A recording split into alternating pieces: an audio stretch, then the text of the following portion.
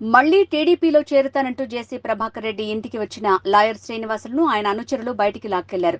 2019లో TDP కూటమితో వైసీపీలో చేరిన ఆయన తాజాగా మళ్లీ సొంత గూటికి వస్తానంటూ తాడిపత్రిలో జేసీ ఇంటికి వచ్చారు. ఆయనతో మాట్లాడేందుకు ఇష్టపడని జేసీ వెళ్లిపో అని చెప్పారు. వెళ్లకపోవడంతో అనుచరులు కాళ్లు చేతులు పట్టుకుని బయటికి తీసుకువెళ్లారు.